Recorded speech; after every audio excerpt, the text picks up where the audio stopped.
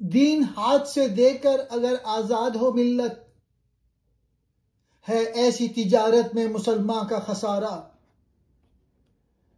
یہاں اقبال نے دین اور آزادی کے تعلق پر نہایت طاقتور بات کہی ہے۔ کہتے ہیں کہ اگر کوئی مسلمان قوم دین، اسلامی اصول، ایمان اور اخلاقی قدریں چھوڑ کر آزادی حاصل کر لے تو ایسی آزادی نقصان دہ اور کھوکھلی ہے، کیونکہ اقبال کے نزدیک دین کے بغیر آزادی صرف گمراہی ہے۔ ایسی آزادی انسان کو خدا سے نہیں صرف خواہشات سے وابستہ کر دیتی ہے۔ اسلامی ملت کا اصل سرمایہ ایمان، کردار اور دینی اصول ہیں۔ اگر یہ قربان کر کے آزادی ملے تو وہ دراصل غلامی کی ایک اور شکل ہے۔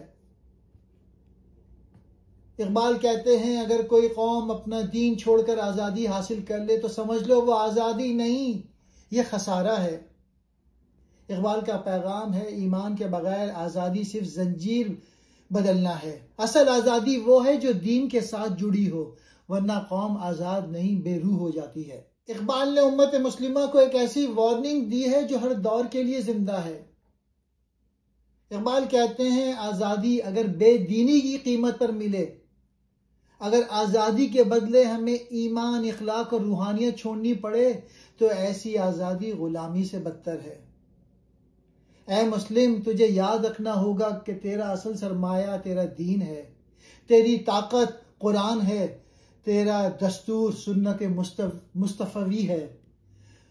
اگر تو نے دین کو چھوڑ کر آزادی خریدی تو تو نے روح بیچ کر جسم آزاد کیا، اور جو روح ہار جائے وہ قوم کبھی جیت نہیں سکتی۔ اقبال کی یہ صدا آج بھی گونج رہی ہے کہ مسلمان کی آزادی ایمان کے تابع ہے، نہ کہ ایمان آزادی کے تابع۔ دین ہاتھ سے نکل جائے تو سیاست محض فریب ہے، تمہیں محض دھوکہ ہے، اور آزادی محض خالی نعرہ۔ آزادی کا مطلب یہ نہیں کہ ہم دین سے آزاد ہو جائیں، بلکہ یہ ہے کہ ہم دین کے اصولوں پر آزاد زندگی گزارنے کے قابل ہو جائیں۔ دین ہاتھ سے دے کر، اپنا مذہب یا اصول چھوڑ کر۔ آزاد و ملت اگر قوم آزادی حاصل کر بھی لے۔ تجارت کہتے ہیں لین دین، یعنی سود و زیاں کا معاملہ۔ خسارہ کہتے ہیں نقصان۔